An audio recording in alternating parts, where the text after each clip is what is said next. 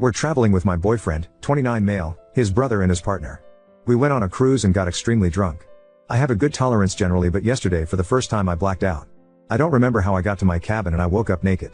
Didn't think too much about it because I had to rush and leave the boat that had arrived at our destination. My boyfriend was sleeping in the twin bed next to me. We start driving down and at lunch we have a moment alone and he tells me he fucked me while I was unconscious. He came in me and didn't clean up afterwards. He starts laughing as if it was a really funny joke and I nervously giggle not knowing how to react. He says to me, "You like it, right?" At this point I'm realizing I feel disgusted and dirty. I had realized I was wet during the day and didn't understand why. When he sees that my reaction isn't positive he gets mad. He expects me to find it funny. When I ask for space he gets annoyed. For the rest of the day I'm holding back tears and he started to realize he fucked up. I'm still so hungover and the group situation means I'm putting up an act as if everything's okay. I don't know what to do. I feel stuck. I lost my credit card yesterday too. He has had sex with me before while I was sleeping. I have consented to this and also I can stop him if I want to if it happens. But this feels so different. I couldn't say no and I hate the fact that he came inside of me and didn't clean up. I feel like so disrespected, mostly too because of how he expects me to find it funny. The time difference with my home country means I can't talk to anybody. I'm at a loss on how to process this. Any advice is welcome. Thank you for reading. Edit, I just want to clear some things up. 1. I have an IUD so I'm not worried about that aspect. 2. When he initiates while I'm sleeping I always woke up and either continue or ask him to stop. 3. Besides being blacked out I was told I was found sleeping on the floor. They could not wake me up despite trying to. 4. My credit card appeared. It was in his jean pocket. I genuinely don't think he was hiding it from me, he simply forgot. I usually give him my valuables when we go out because he has better pockets. 5. I'm now at the grandmother's house. I feel safe. Haven't talked much yet. I will start looking for flights now with my card. Thank you for the overwhelming support. I'm very grateful for being able to vent when I didn't have anybody. Update 1. Firstly, I'd like to correct something that several people mentioned before. I was effectively passed out that night, confirmed by a third party, and him. I broke up with him. It was the final straw after what had been a deeply uncomfortable trip, not because of spending time with his family or the activities themselves, but because of him. Throughout the trip, his behavior made me feel increasingly uneasy. To give you a better sense of what happened, here's a breakdown of the incidents leading up to my decision, from the least to the most alarming. 1. Constant annoyance. He seemed to take genuine pleasure in irritating me. Despite my efforts to be a great guest, dressing nicely, engaging in conversations, making people laugh, and helping around the house, he would deliberately annoy me. For example, while I was talking about artists I admire, he kept interrupting me on purpose, throwing out wrong names just to get a reaction. I was sharing something meaningful, and he chose to mock it. Another time, during a crowded lunch, I was visibly anxious trying to seat his whole family. I told him I was feeling nervous, and he laughed, asking, "What, are you autistic?" 2. Drawing dicks on me. At a hotel with another couple, I was lying on the couch with my legs on him. He started drawing dicks on my calves with a ballpoint pen, despite me repeatedly asking him to stop. I felt humiliated in front of his friends, whom I had just met 2 days earlier. When I finally got up and left early, he seemed baffled that I was mad but later offered a half-hearted apology. 3. Flashing me in public. One night, after drinking with his brother, 27M, and his brother's girlfriend, 21F, he asked me to take a picture of him and his brother. When I aimed the camera, I realized he had pulled out his penis. Thankfully, the girlfriend didn't notice, but I was shocked and immediately distanced myself for the rest of the night. He just laughed it off with his brother, not taking me seriously, again. 4. Unconsented sex. The most disturbing incident happened when I passed out from drinking. The next day, during a road trip to his grandmother's house, he told me what had happened. His brother's girlfriend confirmed to me that she had tried to wake me up, shaking and yelling at me, but I was completely unresponsive. Despite knowing this, he decided to undress me and have sex with me while I was passed out. Instead of caring for me, changing my clothes, making sure I was safe, hydrated, and not at risk of choking, he violated my trust. He knows how meticulous I am about cleaning up after sex, and yet, in my most vulnerable state, he did the opposite of taking care of me. After he told me, I was catatonic for the rest of the drive. I felt trapped, with 8 hours more to go alone in that car. That night, I confronted him not only about the unconsented sex but about all the unresolved issues in our relationship, including him texting prostitutes, supposedly for a potential client. I had the brilliant idea of recording the conversation. This will serve as a constant reminder of how he isn't the man I thought him to be. The recording is an hour long. I made a transcript of it and processed it through an AI to get this summary. As stupid as it sounds, I used it to put into words what I couldn't quite express. The following summary doesn't even cover the entirety of all the awful things he said. Keep in mind we were dating for 2 years together and living together for 1. I am still shocked how you think you can know someone and actually have a completely different person. This is the summary of the recording. Feel free to skip it, it is quite long. 1. Sexual boundaries and consent violations. One of the most alarming aspects of the conversation is your revelation that your partner had sex with you while you were passed out drunk. You clearly expressed that you felt violated and used, as you were in no condition to give consent in that moment. You describe waking up to realize that he had left his semen inside you without cleaning you up, which made you feel disgusted and humiliated. Your quote, "You had sex with me while I was passed out drunk. I couldn't wake up, and you didn't even clean me up after you came inside me. I didn't realize until hours later, and it made me feel so dirty."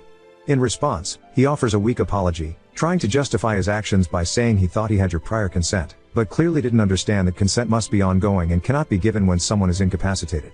His response, "I thought I had your consent because of what we talked about before, that I could do it when you were sleeping. Now I see you didn't like it, but in my mind, I thought it was okay." This statement shows a lack of understanding of consent and disregard for your autonomy.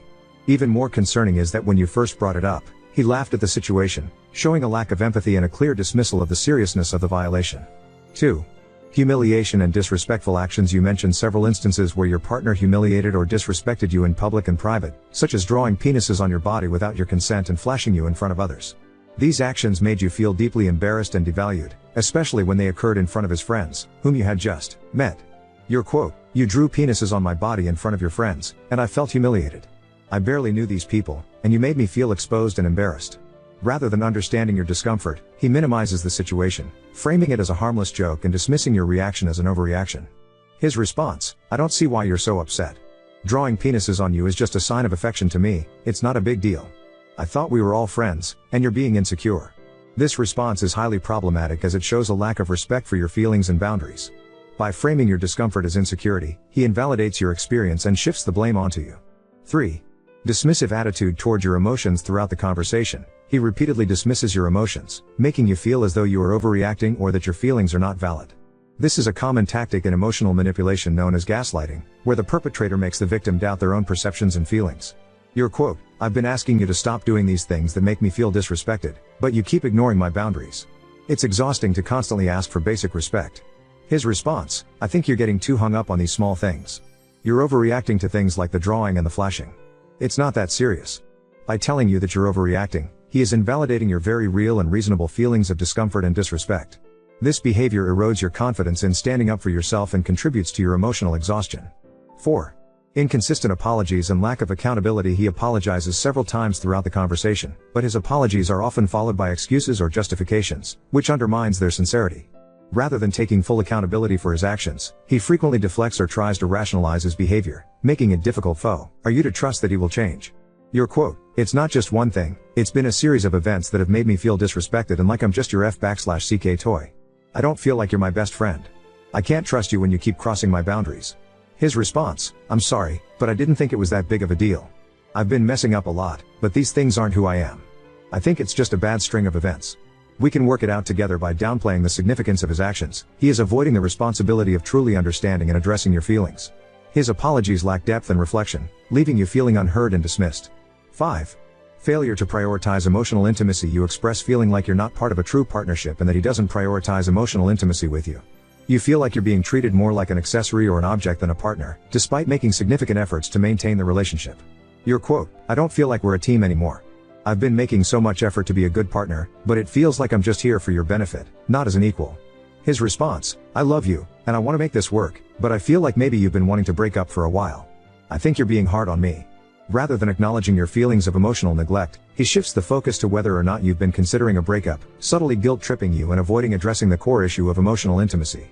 This lack of real engagement with your concerns shows that he is not fully committed to the emotional health of the relationship. 6.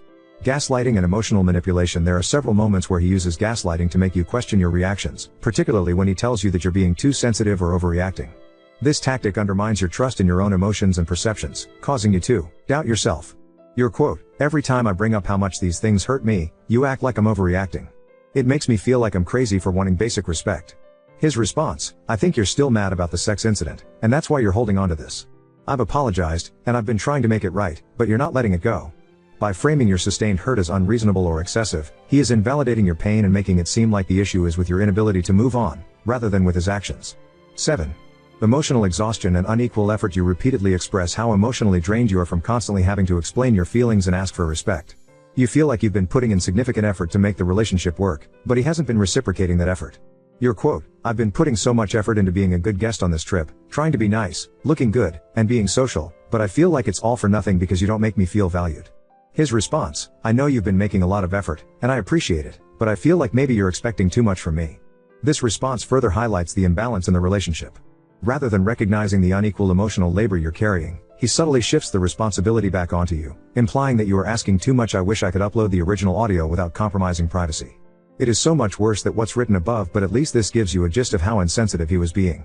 Throughout the conversation I cry a lot, just begging him to treat me right, with respect. And he just doesn't get it. He shows no empathy, no understanding. Bonus interaction that didn't enter in the summary, he was proud he hadn't drawn dicks or flashed me again. He said it as proof that he was improving. I ended the conversation by clearly stating that I wanted to leave, as soon as possible. We slept separately that night. The next morning, he apologized. I pretended to accept it as I wasn't going to risk further harm. He seemed to believe I would stay a few more days, hoping to make things right, but I had already made up my mind. On the day I left, I secretly packed my bags and booked a hotel room. By then, I had spoken to my best friend and therapist, who both urged me to leave as quickly as possible.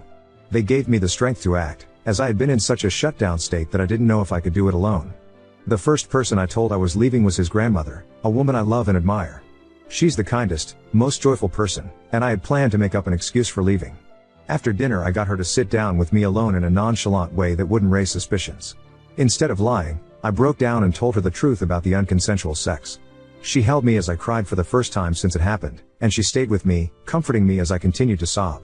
She told me what happened wasn't love and that she was pissed at her grandson. She even offered me money and a ride to the hotel, doing everything she could to support me when I needed it most. When the taxi arrived, my, now ex-boyfriend was confused, but I didn't care. Leaving the rest of his family was awkward, and I don't know how much they know. Despite everything, I felt an immense sense of relief as I drove away. This trip opened my eyes to the extent of the emotional and physical violations I had been enduring. What started as subtle disrespect and annoyance escalated into clear boundary crossing and violations of trust. I finally realized that I deserved better, respect, care, and love that was genuine.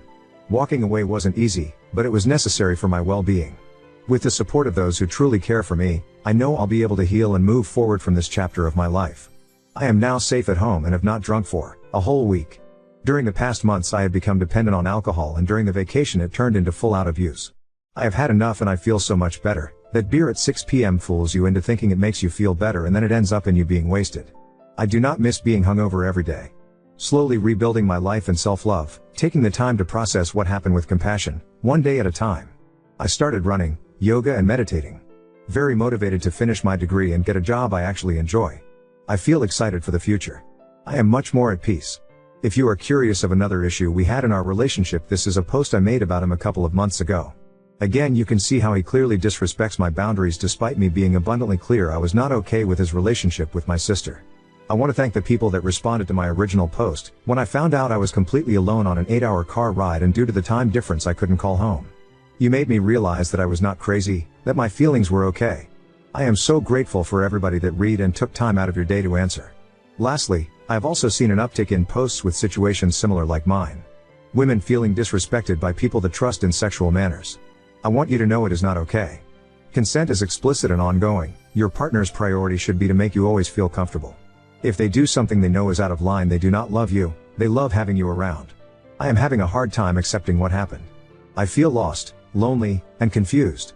I am trying to reconcile these two images of the man who used to be my best friend.